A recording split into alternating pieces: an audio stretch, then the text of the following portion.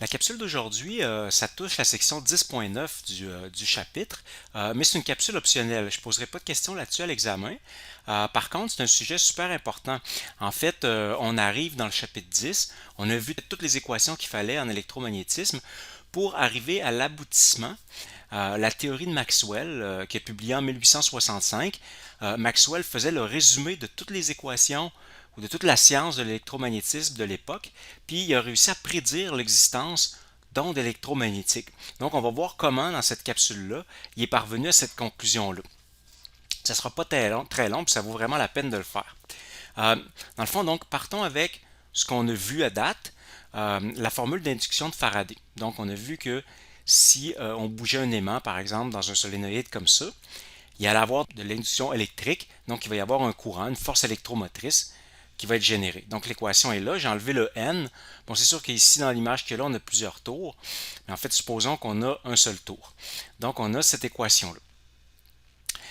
Par contre, on peut peut-être se poser la question, qu'est-ce qui arrive si je bouge mon aimant comme ça, mais que le solénoïde n'est pas là autour? Supposons que c'est le vide alentour, puis je bouge mon aimant.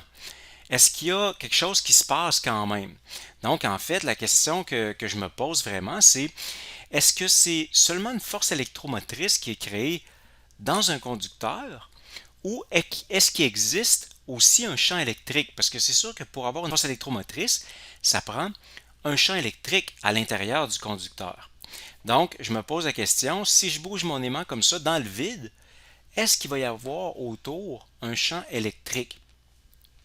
Et la réponse, c'est oui. Si on le teste expérimentalement, on va mesurer le champ électrique autour d'un aimant qui est en mouvement, on se rend compte qu'effectivement, il y a un champ électrique qui est créé. Donc, si on transforme un petit peu la formule de Faraday, on pourrait remplacer, pour la rendre vraiment générale, pour qu'elle fonctionne tout le temps, puis dans le vide aussi, on pourrait remplacer la force électromotrice par E fois 2 pi r. Pourquoi j'écris ça? Parce que dans le fond, si je fais le tour d'une boucle, ben, la force électromotrice, c'est un delta V, donc une différence de potentiel. Alors, je peux dire que la différence de potentiel, c'est E fois le déplacement, donc E fois 2 pi r dans ce cas-là. Donc, je peux remplacer le E comme ça. Puis finalement, si j'envoie le 2 pi r de l'autre côté, je me ramasse avec cette équation-là. Donc, ce qu'on vient d'obtenir, c'est une des deux équations que l'on cherche. On vient de montrer que dans le vide, si on avait un champ magnétique qui varie, ou en tout cas un flux magnétique qui varie, c'est ici, ça va générer autour de lui un champ électrique. Donc, première partie, gardons ça en tête. Ensuite, on a vu au chapitre 8 qu'autour d'un très long fil, parcouru par un courant, il allait avoir un champ magnétique qui allait tourner autour. Donc, le champ magnétique est donné par mu0i sur 2 pi r. Maintenant, la question que je me pose, c'est, supposons que je coupe ce fil-là, j'écarte un petit peu le fil, puis je mets deux plaques pour former, dans le fond, un condensateur.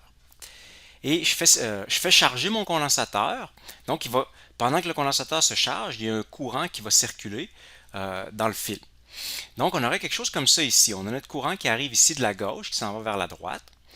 Donc, le courant arrive, les charges s'accumulent sur cette plaque-là. Puis on sait que ce que ça fait, c'est que ça repousse des charges positives ici qui vont se déplacer. Bon, en réalité, c'est les électrons qui se déplacent, mais on peut bien le voir comme le déplacement des charges positives. Donc, autour du fil, ici, il y a un courant. Il va donc y avoir un champ magnétique. Ici aussi, le fil continue, le courant continue, il y a un champ magnétique. Mais qu'est-ce qui arrive dans le condensateur, dans la partie vide à l'intérieur du condensateur? Est-ce qu'il va y avoir un champ électrique qui va tourner autour comme ça également? Encore une fois, la réponse, c'est oui. Si on va le tester expérimentalement, pendant que le condensateur se charge puis qu'on mesure le champ magnétique, il y en a un effectivement, puis c'est exactement le même que, autrement dit, la présence du condensateur ne fait pas de différence. Le champ magnétique, il va être partout pareil. Donc, ce qu'on peut conclure de ça, c'est que ce n'est pas vraiment nécessairement un courant qui va créer un champ magnétique, mais ça pourrait être aussi un champ électrique variable. On va voir pourquoi que je peux dire ça. Alors, si je regarde quelle est la différence de potentiel entre les deux plaques qui sont ici. La différence de potentiel, je peux la trouver avec la formule de la capacité du condensateur. ça va être égal à Q sur C, donc Q sur la capacité du condensateur, puis un condensateur plein, sa capacité, c'est epsilon 0A sur D. Donc ça serait la différence de potentiel entre les deux bornes. Si j'envoie le D de l'autre côté, je vais avoir delta V sur D. Donc la différence de potentiel sur la distance, c'est en fait le champ électrique. Donc je pourrais dire que le champ électrique, c'est Q sur epsilon 0A. Donc ça, c'est mon champ électrique qu'il y a entre les deux plaques ici. Ce champ-là, évidemment, va varier parce que la charge s'accumule sur le condensateur. Donc, au fur et à mesure que la charge s'accumule, le champ devient de plus en plus intense. Maintenant, ce qui m'intéresse, moi, ça serait de pouvoir trouver une formule pour le courant. Donc, le courant, c'est la dérivée de la charge par rapport au temps, la charge du condensateur. Alors, ce que je pourrais faire, c'est isoler Q dans la formule qui est ici. Ça serait epsilon 0A fois E, puis le dérivé pour avoir le courant.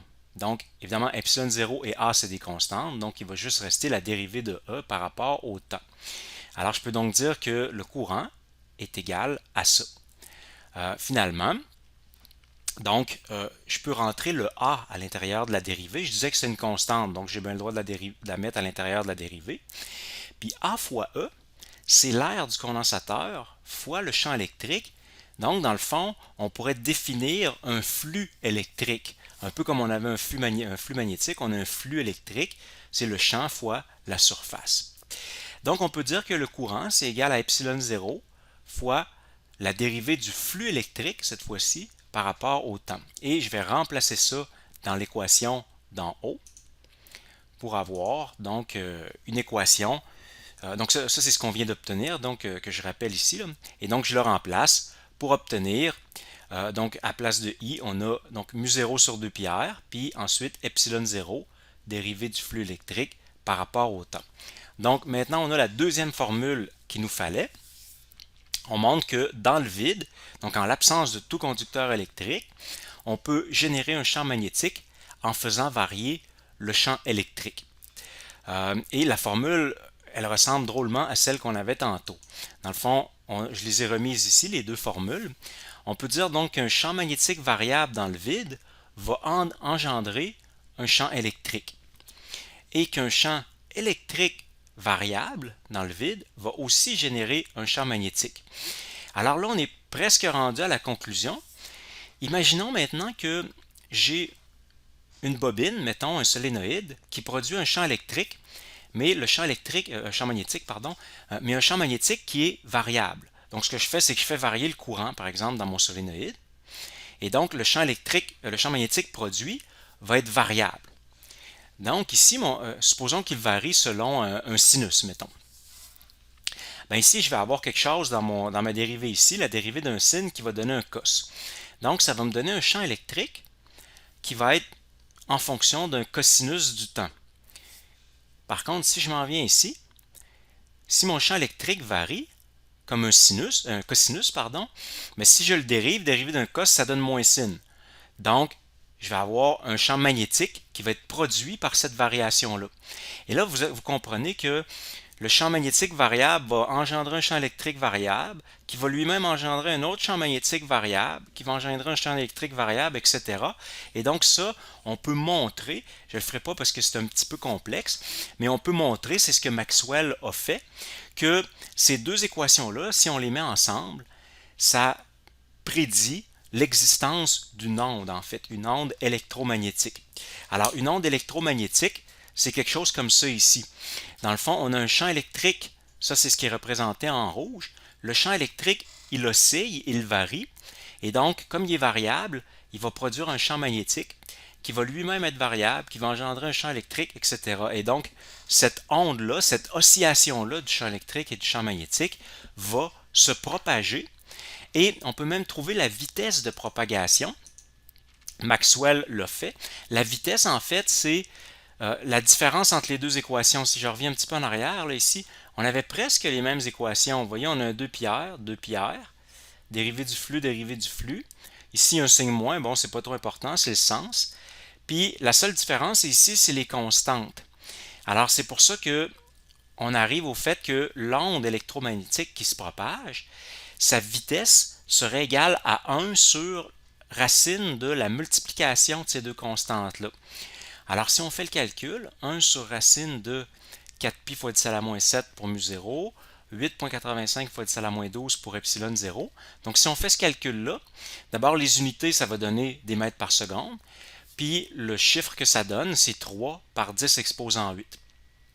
3 par 10 exposant 8, c'est 300 000 km par seconde. Et en fait, c'est la vitesse de la lumière dans le vide. À l'époque, il faut se rappeler qu'en 1865, on savait déjà que la lumière c'était une onde, on l'avait prouvé avec certaines expériences, mais on ne savait pas c'était une onde de quoi exactement, c'était quoi la nature de la lumière. Alors Maxwell montre avec ses équations qu'on a une onde qui est une onde électromagnétique qui aurait la même vitesse que la lumière. En fait, il venait de découvrir que la lumière c'était une onde électromagnétique. Qui se propage à 300 000 km par seconde. Donc, la lumière, c'est un des exemples d'ondes électromagnétiques. Il y en a d'autres. En fait, les ondes radio, par exemple, des stations de radio, vos téléphones cellulaires, quand votre cellulaire communique avec une tour, c'est par des ondes électromagnétiques que les cellulaires communiquent. Donc, c'est dans le fond toutes des oscillations du champ électrique et du champ magnétique, et cette onde-là va à 300 000 km par seconde. Quelques années plus tard, en 1887, Heinrich Hertz fait un montage expérimental pour prouver l'existence des ondes électromagnétiques. Donc, sans rentrer trop dans le détail, il y a un solénoïde ici, un autre enroulement, une bobine, et Hertz parvient à avoir un courant alternatif dans son montage. Et ce courant alternatif-là, comme c'est une oscillation, ça produit une onde électromagnétique. Et Hertz a réussi à capter l'onde électromagnétique, qu'on peut appeler une onde hertzienne, avec une antenne. Dans le fond, une antenne, c'est simplement, dans le fond, c'est une boucle de fil, tout simplement. Quand l'onde électromagnétique arrive dedans, ça induit un courant dans la boucle. Et ce courant-là, on peut la visualiser. Hertz avait laissé un petit espace ici. Alors quand il y a un courant qui circule, ça fait des petites étincelles. Et donc, ça permet de visualiser le courant en question. Qu'est-ce qui est un peu drôle, c'est que c'est une découverte scientifique majeure. Puis Hertz, dans une de ses correspondances, il y a quelqu'un qui demandait qu'est-ce qu'il faisait comme travail, puis c'était quoi, à quoi ça servait, etc.